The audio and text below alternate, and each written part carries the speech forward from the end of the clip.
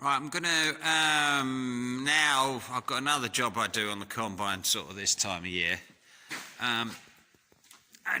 Let's pull this chaff spreader back. Now I don't think everyone does this, but I certainly do. This might be a bit dark in here. It is a bit dark in here. I take out all the sieves and the grain pan at the end of the season, and that means you can clean it up in there a lot better.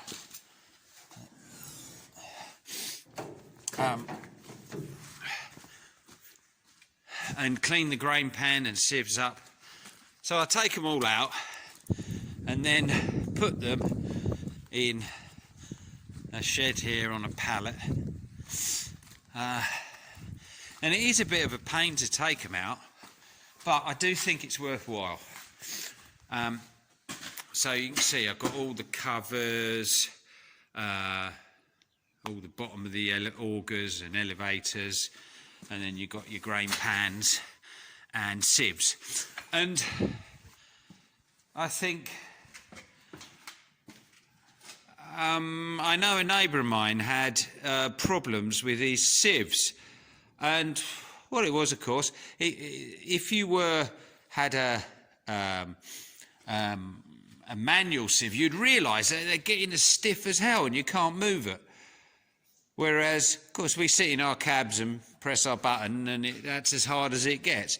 So you don't realise that, in fact, the sieves are getting all rusted up because they've got all straw and crap in them.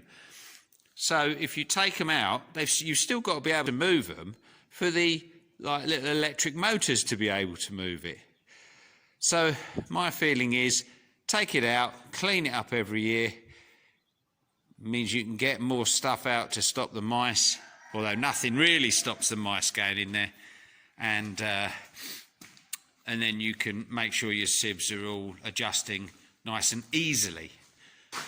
So we're going to grab a grain pan in a minute, along with my handy piece of wood, which I keep having to rescue from my boys, that has written on it grain pan, because that's the exact length that I need. I lay it in there across where the sieves go, and then slide the grain pan along it. All right, this is a grain pan. The combine's got two of them. As you can see, I must have been awake last year. When I took it out, I put an L on it for left.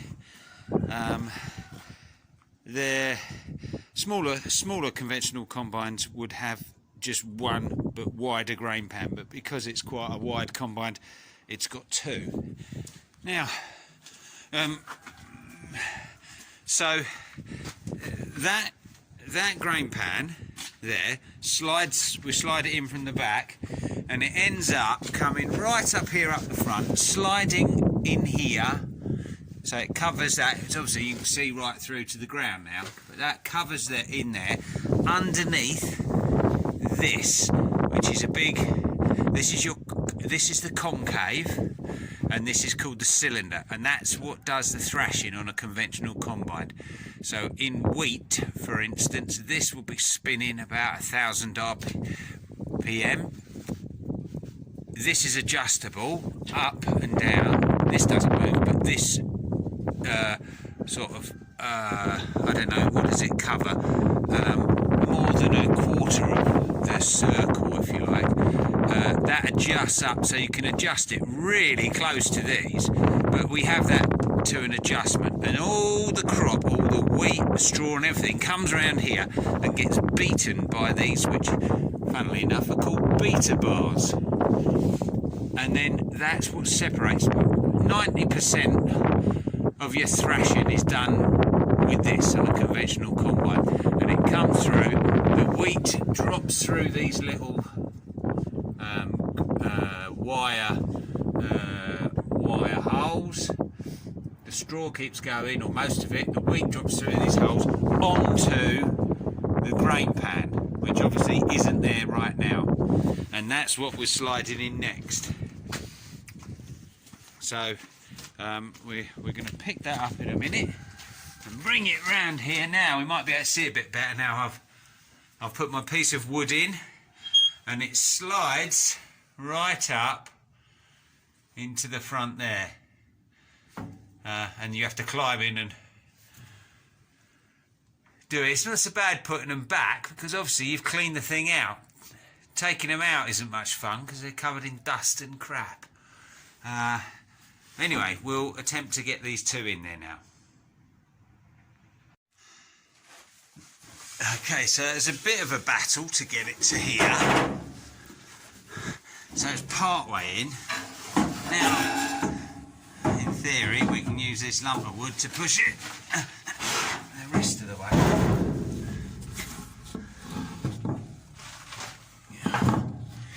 Oh, whoops.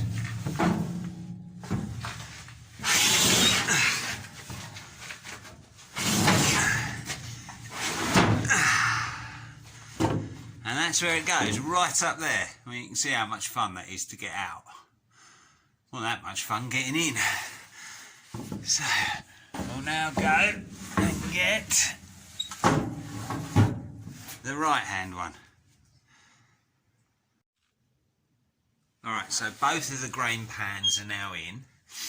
So the next thing, what that does is bring the wheat, where it's dropped through, it carries the wheat back and it tips off the back edge there and then drops onto the sieves which go on here. Just down here is a fan that blows air through the sieves. I'll show you a sieve in a minute, and it blows it through the sieves, and that's where you're separating the wheat from the chaff. So the wheat is heavier and drops through the airflow down here, and then is augured up into the grain tank, and all the chaff gets blown out the back here onto the chaff spreaders, which spread it across the width of the combine. So there's two sieves, a bottom sieve and a top sieve. So we put the bottom sieve in next. So let's go out here and look at it.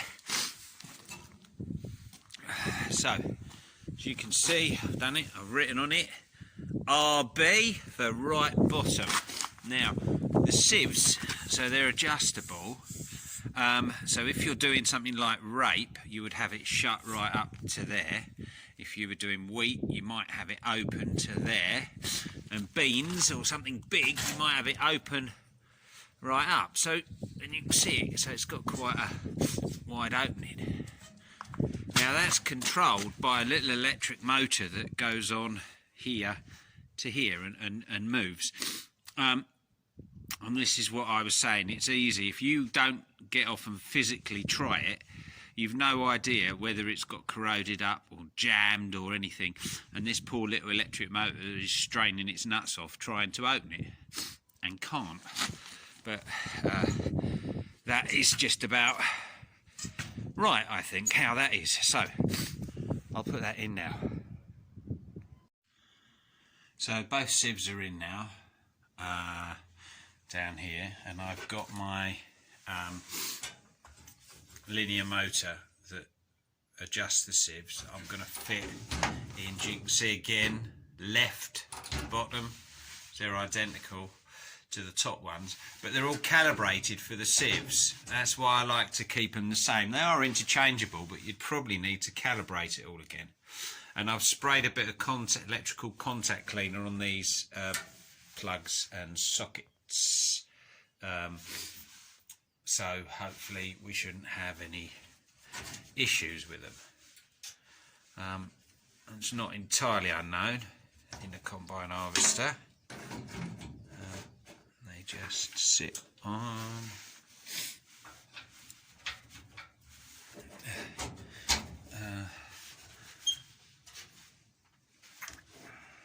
So let's put that one back in there.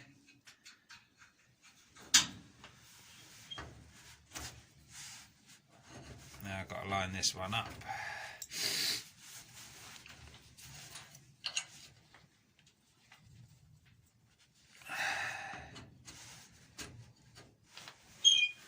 Not far out, I think.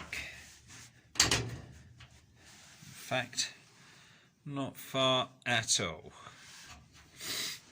Cool. Finally, sorry about that, just need to plug this in.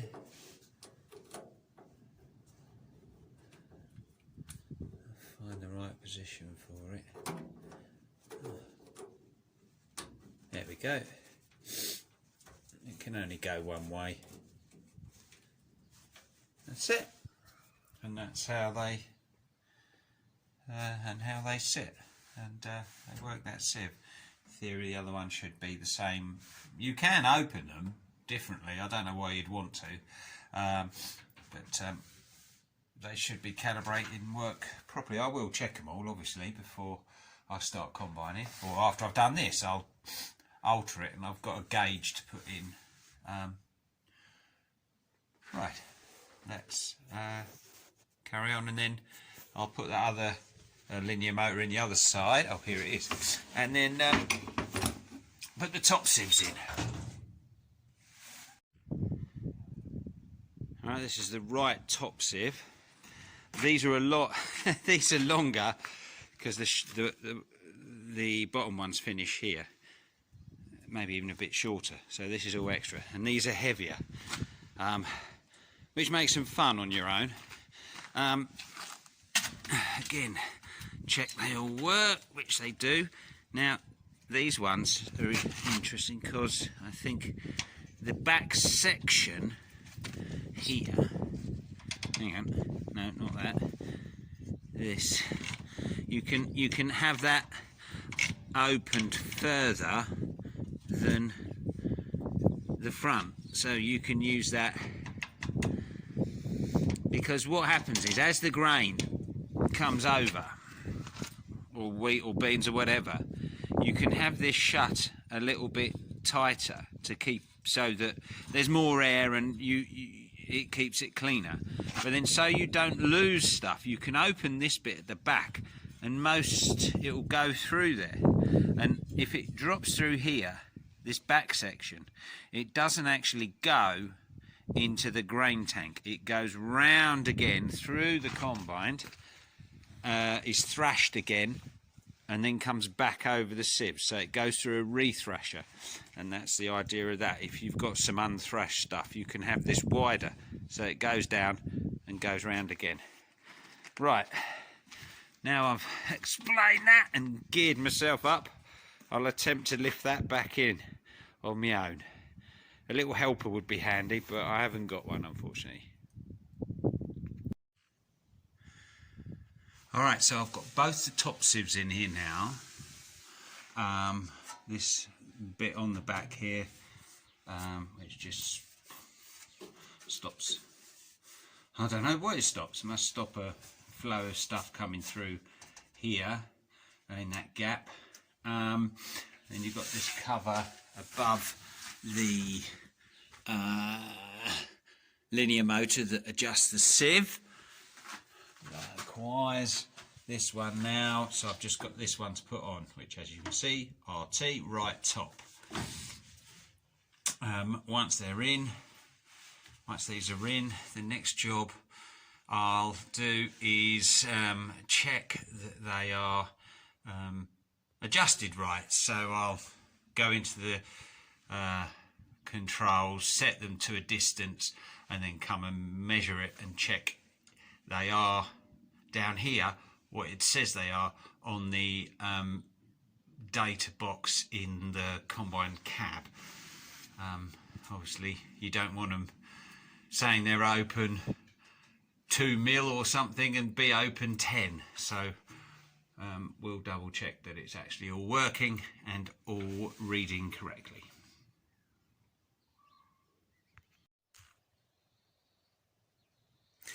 Right, so you might not be able to see this because we're getting a few reflections here, but I've set the top sieves at 10 mil and the bottom sieves at 8 mil. Then we've got this handy little tool here that I think the combine would have come with originally, but I've had to buy separately because it wasn't with it when we got it. And it's a a feeler gauge, but like a giant one. So you've got a 1mm feeler there, and then all the others are in 2mm sections. So I used to just do it, find a bolt, but now I can do it with this. So we'll get 5 of them together, which obviously makes 10mm, and come round the back here.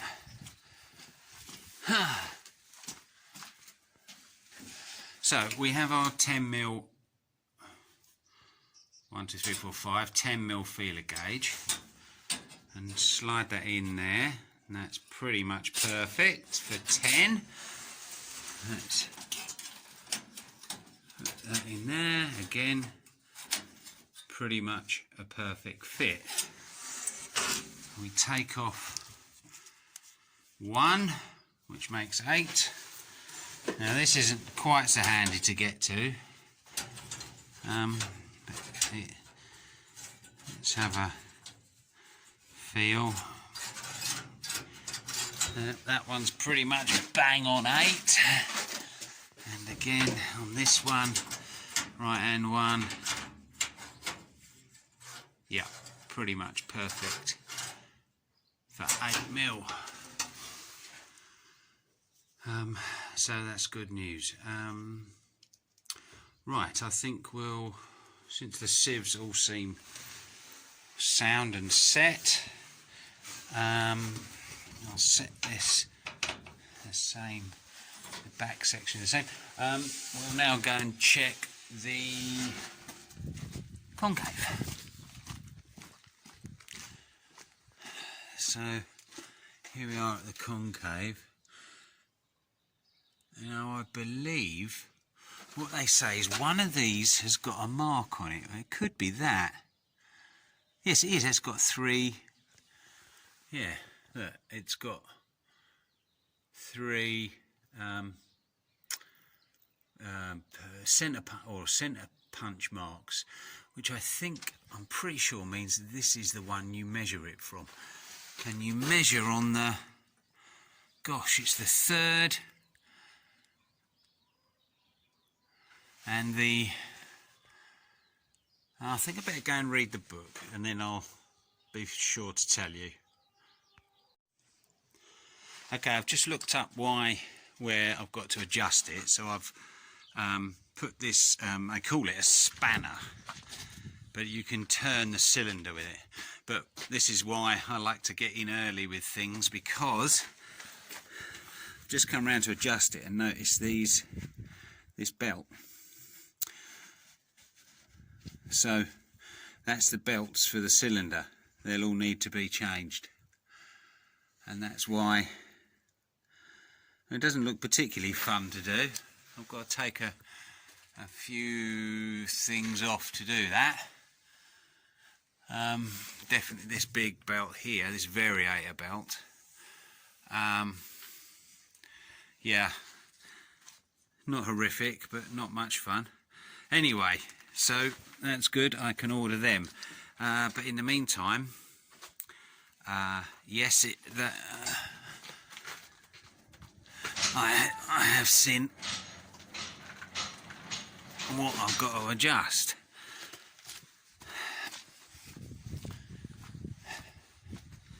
So we are looking for this one with the 3 there, and it's the 3rd rub bar from the back, which is probably the one it's on now actually.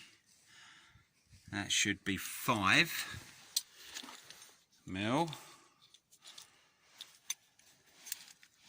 I think it was 5. Let's have a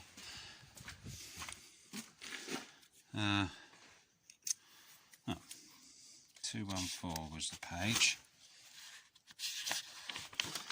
3rd rub bar, rear is 5mm, and the front is 8. So let's just check on this. Cool, look at that. That's pretty much smack on. Let's just take this 1mm out. See that? Yeah. So we got that. That's pretty much bang on. The other side, I've got to knock out. So that's looking good. It's looking good. So yes, you adjust this.